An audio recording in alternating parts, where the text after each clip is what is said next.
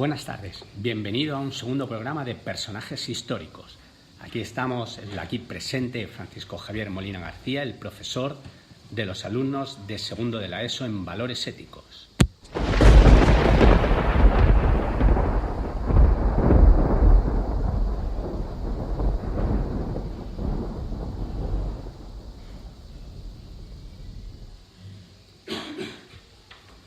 Hoy vamos a analizar la figura, mitad leyenda, realidad, mitología del rey Arturo y la mesa redonda.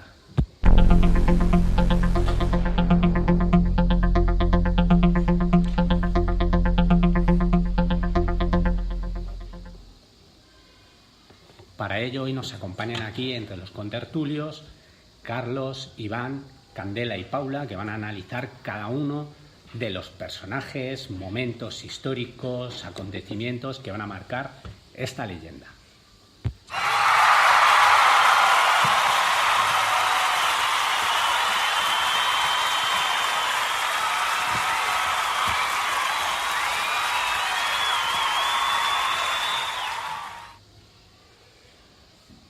Va a empezar el comentario Candela. Candela nos va a hablar de... El rey Arturo y Excalibur. Vale, adelante, Candela.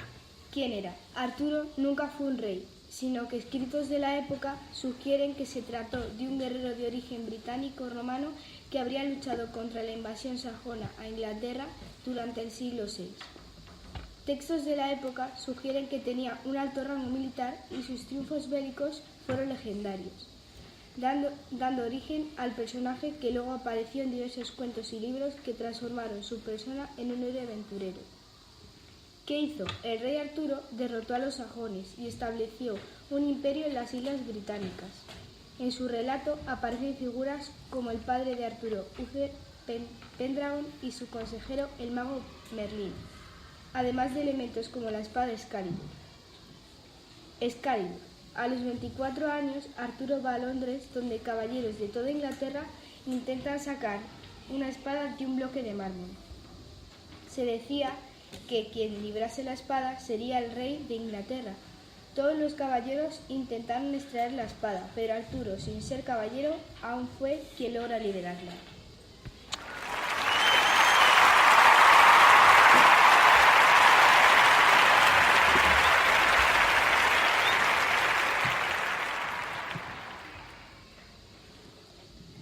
Muchas gracias, Candela.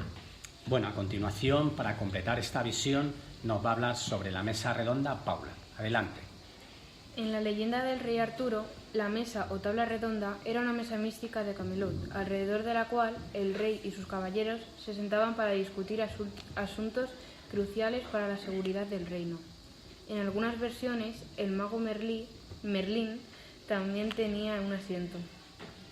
La historia más popular sobre el origen de la mesa aparece por primera vez en el Merlín de Robert de Boron, que fue adoptada por romances en prosa posteriores. En ella, la mesa fue creada por Merlín como imitación de la mesa del Grial de José de Arimatea, a su vez una imitación de la mesa de la Última Cena. En obras como el ciclo de Lanzarote en prosa, el ciclo Post-Vulgata y la muerte de Arturo, de Thomas Malory, la mesa redonda fue creada por el rey de Inglaterra, Uther Pendragon, que fue a parar a manos de su vasallo Leo de Grange tras su muerte. Cuando Arturo sube al trono, recibe la mesa como un regalo cuando se casa con la hija de Leo de Grange, Ginebra. No hay ningún lugar privilegiado en una mesa redonda, por lo que ninguna persona sobresale del resto. Así, los caballeros que se reunían a su alrededor eran todos iguales y no había ningún líder, como los de tantas otras mesas medievales.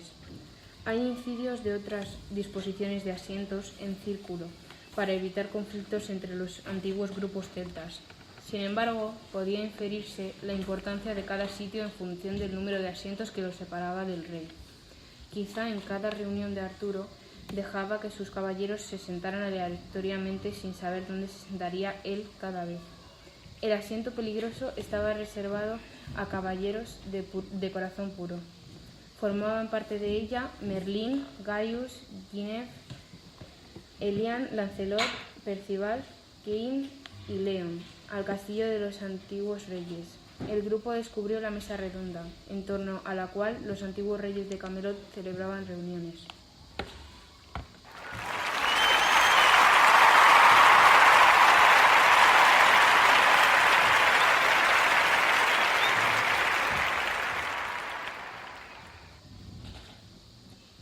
Bueno, he de decir que el trabajo que han realizado Candela y Paula es muy bueno.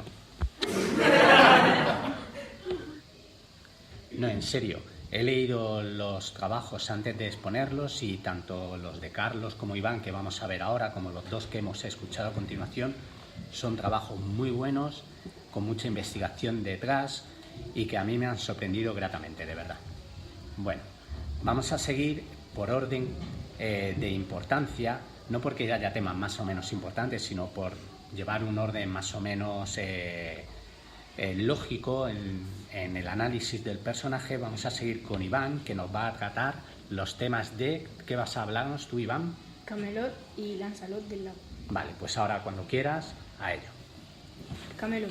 Camelot es el nombre de la fortaleza y reino del legendario rey Arturo, desde donde libró muchas de las batallas que jalonaron su vida. Su situación concreta se desconoce actualmente y podría ser una provincia romano-británica ficticia de la Britania por-romana. Los relatos la ubican en algún lugar de Gran Bretaña y a veces la asocian con ciudades reales, aunque su ubicación exacta no se revela. La ciudad fue mencionada por primera vez en el poema Lancelot, el caballero de la carreta, del siglo XII. Y llegó a ser descrito como la fantástica capital del reino de Arturo y un símbolo del mundo del rey Arturo. Dado que la ubicación de Camelot sigue siendo un misterio, la verdad sobre ella sí es que existió. Aún se desconoce. No obstante, los argumentos acerca de la ubicación de la verdadera Camelot se han producido desde el siglo XV y continúa haciendo estragos hoy en las obras populares y con fines turísticos. Lancelot del Lago es uno de los caballeros de la Mesa Redonda, perteneciente al conjunto de leyendas artúricas. Era el más fiel de los caballeros del rey Arturo y jugó un papel importante en muchas de las victorias de Arturo. Lancelot es mejor conocido por su historia de amor con la reina Ginebra, la esposa de Arturo, y el papel que desempeñó en la búsqueda del Santo Grial. También es conocido por ser el amigo más fiel del sobrino de Arturo, Sir Gawain. Su primera aparición como un personaje principal está en Lancelot, el caballero de la carreta, o Lancelot en prosa, que fue escrito en el siglo XII. Gracias, Iván.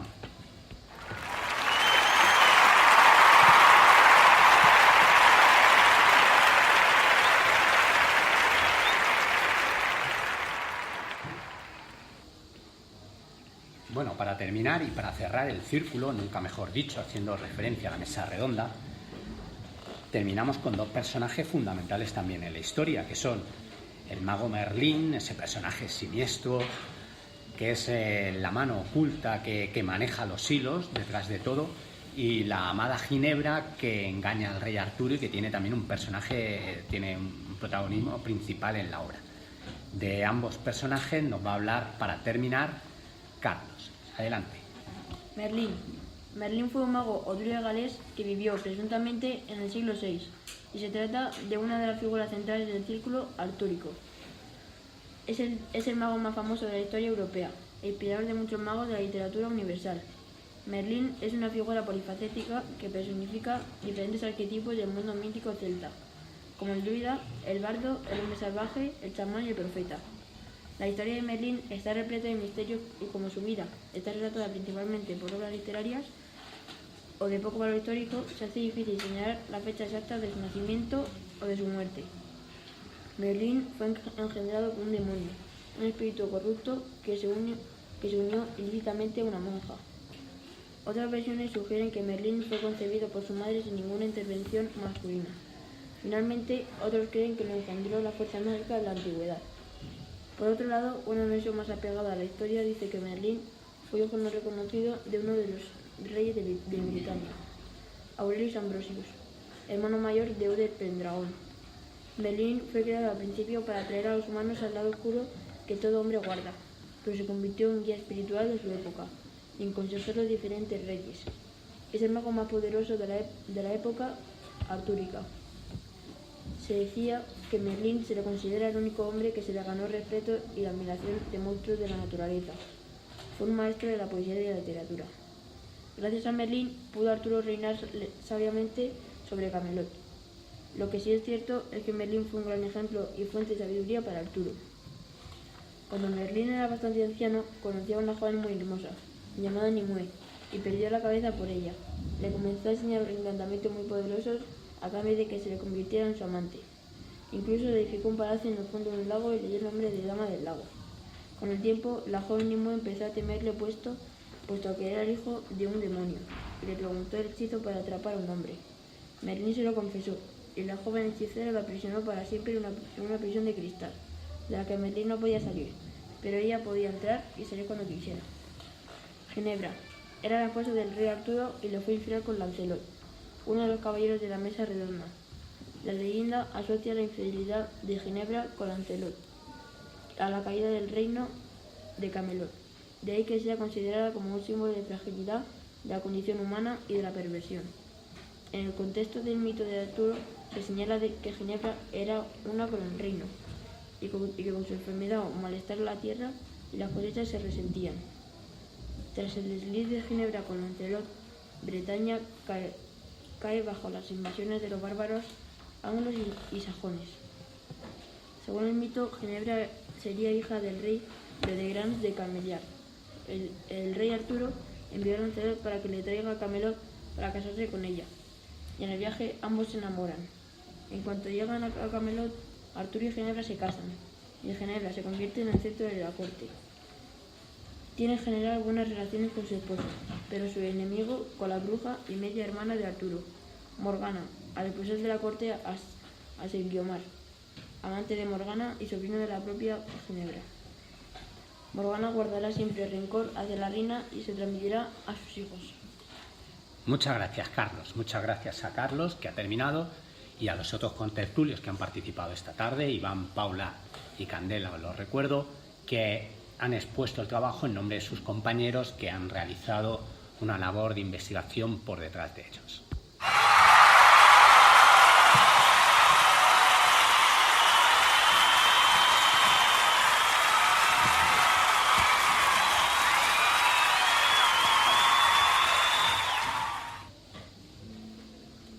Espero que os haya gustado este segundo programa dedicado a personajes históricos, que os haya acercado un poquito a la leyenda, mitad mitología, realidad, que es el personaje del rey Arturo, que os podéis acercar a través de esta información y de este programa a este personaje a través de libros también, o películas, que son bastantes en la filmografía que hay hoy en día en cartelera, y que os hayan aclarado algunas dudas de este personaje, pues que es bastante confuso y que la mayoría de la gente cree que fue real, pero que tiene bastante de leyenda y de mito.